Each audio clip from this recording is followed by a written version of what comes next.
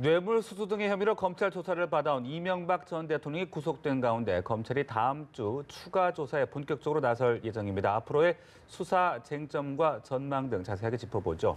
네, 배상훈 서울 디지털대 경찰학과장 최단비 변호사 모시고 이야기 나눠보겠습니다. 네, 안녕하세요. 네, 안녕하십니까.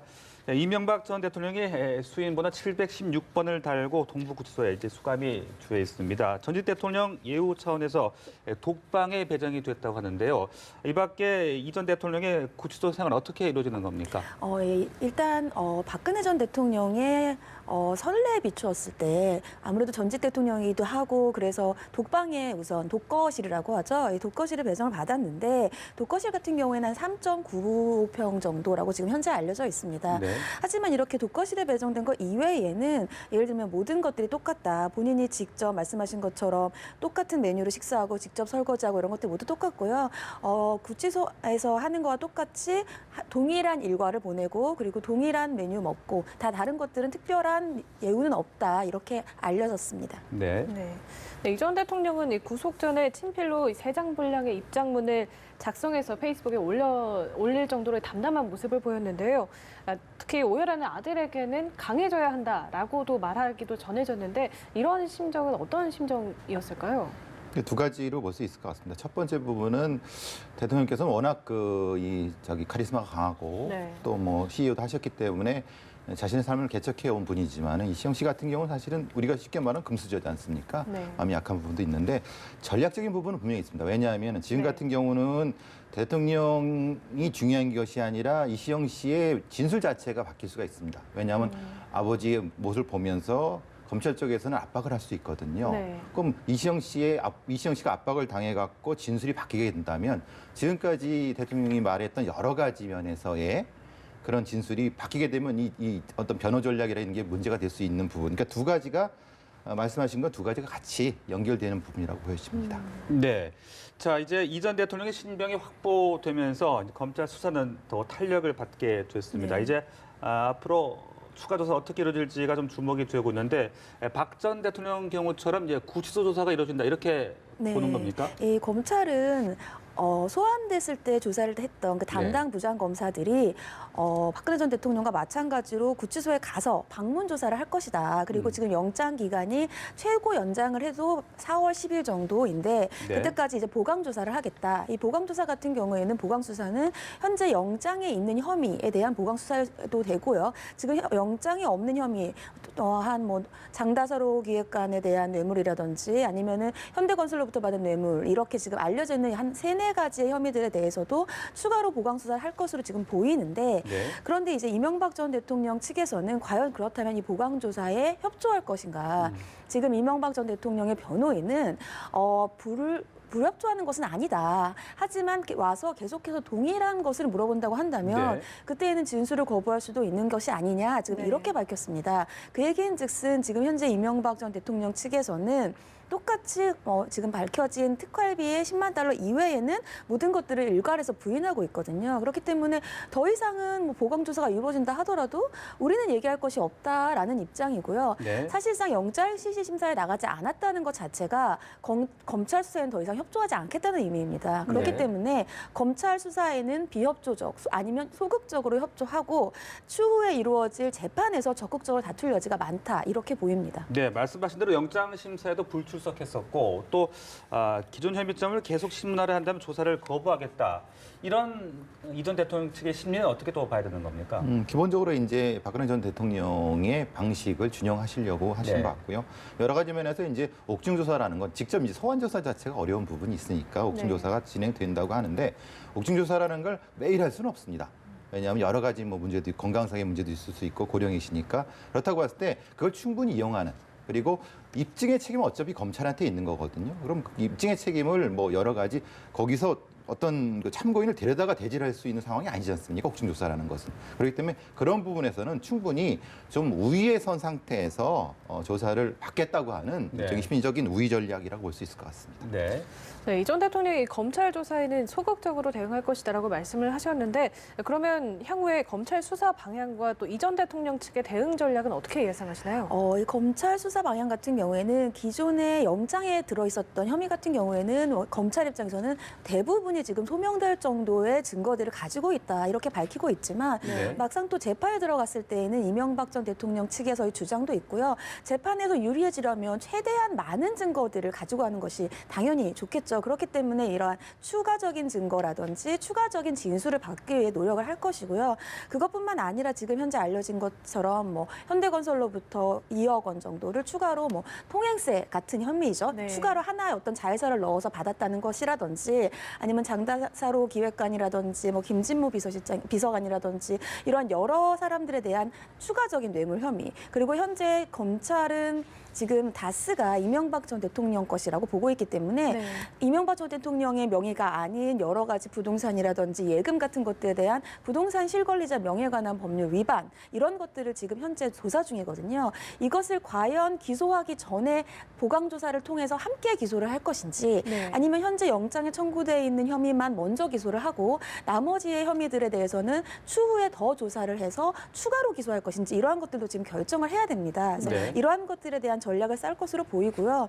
여기에 대해서 이명박 전 대통령 측에서는 이미 알려진 바대로 예를 들자면 뇌물에 대해서는 우리는 모른다라든지 아니면 지시한 바가 없다. 설사 네. 있다 하더라도 실무관에까지만 있었던 내용이고 본인은 모른다라고 한다든지 네. 다스의 실소유주는 아니다. 다스 같은 것들은 주식회사이기 때문에 본인의 것이 아니고 여러 가지 나왔던 진술들은 측근들이 본인들의 형량을 낮추기 위한 것들이다. 이러한 네. 진술을 할 것으로 보이는데 앞서서 말씀하신 것처럼 검찰에서는 이러한 것들을 대항하지는 않을 것으로 보입니다. 이러한 것들에 대해서는 이제 추가적으로 재판이 일어나면 할 것이고요. 재판에 대해서도 지금 이명박 전 대통령 측의 변호인이 주사회를 했을 때에는 안 하겠다고 하지 않았다.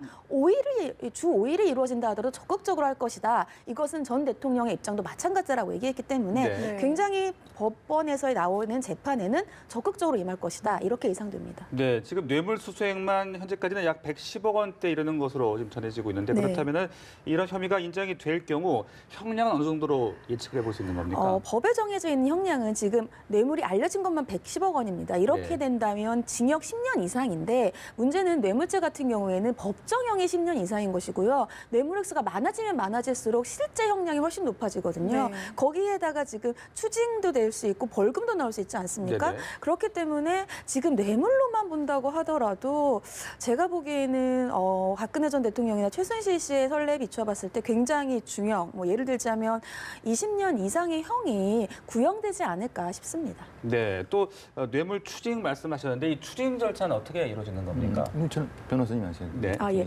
추징 같은 경우에는 쉽게 말하면 가압류 같은 것이라고 보시면 됩니다. 나중에 뇌물에 대해서 선고가 이루어지고 난 다음에 실제로 집행을 해야 되는데 그 집행을 할 때 당시에 그 재산이 없다라고 한다면 집행을 못 하겠죠. 그렇기 때문에 미리 추징 보전이라고 해서 재산을 묶어놓는 것인데요. 문제는 지금 이명박 전 대통령 측에서는 본인은 재산이 없다라고 얘기를 하고 있지 않습니까? 당장 변호사를 선임할 돈도 없다 이렇게 주장을 하고 있는데 네. 그렇기 때문에 추징 보전에 대한 관건은 검찰이 주장하는 차명으로 보유하고 있는 이명박 전 대통령의 재산, 그러니까 차명으로 보유하고 있는 재산이 어느 정도 있는지 실제로 이것이 차명이고 실소유주는 이명박 전 대통령인지를 입증하는 것이 추징 보전을 성공적으로 할 수 있는 관건이라고 보입니다. 네. 네, 이런 가운데 이 검찰이 그 각종 뇌물수수 의혹을 받고 있는 이 전 대통령의 부인이죠. 김윤옥 여사에 대한 조사도 조율 중인데요.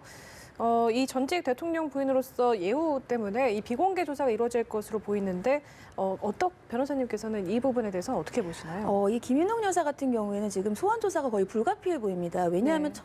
초반에는 특활비 10만 달러와 관련되어서만 연관이 있어 보였는데 소환 조사를 하는 과정에서 여러 혐의들이 나왔어요. 예를 들자면 다스의 법인카드 4억 원 정도를 개인적으로 쓴 혐의라든지 아니면은 이팔성 우리금융지주 회장으로부터 성동조선에서 나온 돈의 일부를 받았다든지 여러 혐의들이 있기 때문에 네. 소환 조사는 해야 될 것 같은데 조사는 해야 될 것 같은데 이것이 공개 소환 조사일 것인가 아니면 예전에 선례에 비추었을 때 직접 찾아가거나 아니면 자택의 근처에 있는 곳에서의 비공개 조사일 것인가 여러 가지 방법들이 있는데 제가 보기에는 이명박 전 대통령이 지금 구속이 됐기 때문에 네. 공개 소환 조사를 하기보다는 비공개 소환 조사의 가능성이 높아 보이고 시기가 지금 문제인데 시기는 기소하기 전보다는 기소 후 아니면 기소 전이라고 하더라도 당분간은 아니지 않을까 싶습니다. 네, 이렇게 김 여사에 대한 조사가 이루어진다면 이것 또한 또 이명박 전 대통령의 어떤 압박이 되지 않을까 싶은데요. 기본적으로 이제 이명박 전 대통령께서는 지금 거의 뭐 다 부정하고 계시는 거고 네.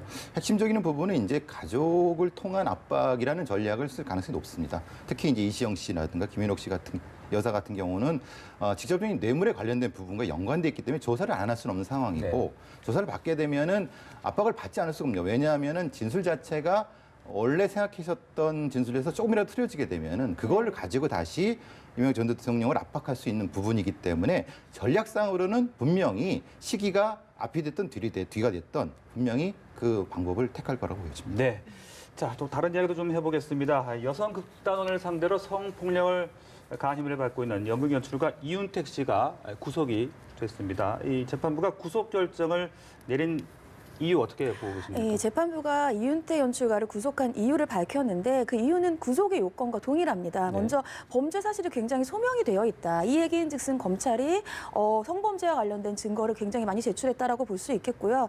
여기에다가 피해자의 지위, 또 피해자의 수, 추행의 정도나 방법 여러 가지 것들을 봤을 때 범죄가 중대하다. 지금 현재 검찰은 상습범으로 보고 있기 때문에 네. 범죄가 중대하다라고 판단을 한 것 같고요. 또 도망할 염려나 여러 가지 구속의 사유가 있다라고 법원이 판단을 해서 구속영장이 발부됐습니다. 네. 네, 범죄가 중대하다고 말씀하셨는데 사실 그 이 씨가 62차례에 걸쳐서 성폭력을 가한 혐의로 이 사전 구속영장이 신청이 됐는데 사실 근데 실제 처벌이 가능한 건수는 24건이라고 하거든요. 네. 이 경우에는 그러면 처벌 수위가 어떻게 될 것으로 예상하시나요? 단순히 이제 숫자가 적어진 것뿐만이 아니라 네. 이 2010년에 상습범 처벌 조항을 가지고 상습범으로 지금 이제 한 것인데 본 것인데 이 상습범에 있는 처벌 조항이 2010년 이후로는 성폭력 범죄가 없다는 겁니다. 네. 이 성폭력 범죄와 성추행 범죄 두 개를 보고 있었는데 네. 2010년 이후에는 성폭력 범죄가 없기 때문에 그렇다고 한다면 성추행의 상습성을 인정해서 상습추행이 되는 거예요. 네. 근데 위력에 의한 만약에 간음이다라고 한다면 5년 이하의 징역이지만 위력에 의한 추행이다라고 한다면 2년 이하의 징역이라 네. 상습 추행만 인정이 된다라고 한다면 그 혐의 자체가 굉장히 형이 낮습니다. 네. 그런데 이제 2년 이하의 징역이라 하더라도 여기 피해자들이 굉장히 여러 명이고 네. 여러 건이 있고요. 여기에다가 상습까지 인정된다고 하면 가중을 2번 받게 되거든요. 네. 그렇기 때문에 뭐 한 법정형만 하더라도 예를 들면 4년 6월을 하더라도 글쎄요 처벌 수위가 위력에 의한 간음이 인정되는 것보다는 좀 낫지 않을까 이렇게 예상이 됩니다. 네, 그런가 하면 또 검찰이 안희정 전 충남도지사에 대해서 구속영장을 청구를 했습니다. 안전지사 측은 이제 서로 합의한 관계였다. 이 부분을 계속 강조를 하고 있는 것 같은데요. 아무래도 이제 지금 빠져나갈 방법은 네. 본인이 이제 이 혐의를 빠져나갈 방법은 일종의 뭐 서로 호감을 가진 형태의 관계를 얘기를 하는 거고 실제적으로 뭐 폭력이나 이런 것이 작용된 것이 아니라 네. 둘 사이 혹은 뭐 둘 사이의 여러 가지 감정적인 형태에서 사귄 건 아니지만 어쨌든 좋은 감정을 가지고 성관계를 했다는 것 자체만 가지고 지금 얘기가 되고 있는 건데 이제 문제는 이제 피해자분들, 고소인들 같은 경우 그것이 아니라 네. 분명하게 감독자의 위치, 업무상의 위치가 분명히 존재한다라고 해서 그걸 지금 주장하고 있고 다른 어떤 피해자들도 지금 나타나고 있는 상태이기 때문에 그 부분을 지금 계속 주장하고 있습니다. 네, 자 그렇다면 이 구속영장 발부 가능성은 어떻게 짚어볼 수 있겠습니까? 이 안희정 전 지사의 구속영장 같은 경우에는 발부에서의 가장 중요한 점이 보통은 발부할 때 요건이 범죄가 소명되고 중대하다. 그리고 도주의 우려가 있다. 그리고 증거인멸의 우려가 있다인데요. 저는 그중에서 첫 번째인 범죄의 소명과 중대성이 여기서의 관건이라고 보입니다. 네. 왜냐하면 현재 앞서서 교수님께서 설명해 주신 바와 같이 안 전 지사의 이 혐의는 피해자와 피의자의 진술이 굉장히 엇갈리고 이 성범죄와 관련되어서 그 증거가 어느 정도 정도 있는지가 중요해요. 그런데 아까 앞서서 말씀드린 이윤택 유추가 같은 경우에는 피해자가 굉장히 많습니다. 그런데 안전지사 같은 경우에는 영장이 지금 현재 첫 번째 피해자와만 관련이 있거든요. 그렇기 네. 때문에 검찰이 첫 번째 피해자와 관련된 위력에 의한 간음에 대해서 어느 정도 입증할 수 있는가, 위력을 어느 정도 증명을 했는가, 법원에 어느 정도의 증명을 제출했는가가 범죄 소명과 관련된 것이고, 법원이 범죄 소명이 됐다라고 판단을 해야 발부가 되는 것인데, 네. 지금 알려진 바로는 검찰에서의 언론에서 알려진 바로는 아직까지 예를 들면 유력한 증거라고 보이는 것이 없어요. 네. 피해자의 진술, 참고인들의 진술이 굉장히 유력하긴 하지만 영장의 발부와 관련돼서 법원이 그것을 어느 정도 소명이 됐다고 볼 것인가가 이번에 관건이라고 보이고요. 그럼에도 불구하고 제 개인적인 의견으로는 네네. 발부의 가능성이 좀 높지 않나 이렇게 보고 있습니다. 네, 네. 알겠습니다. 네, 지금까지 배상훈 서울 디지털대 경찰학과장 그리고 최단비 변호사 모시고 이야기 나눠봤습니다. 두 분 고맙습니다. 고맙습니다.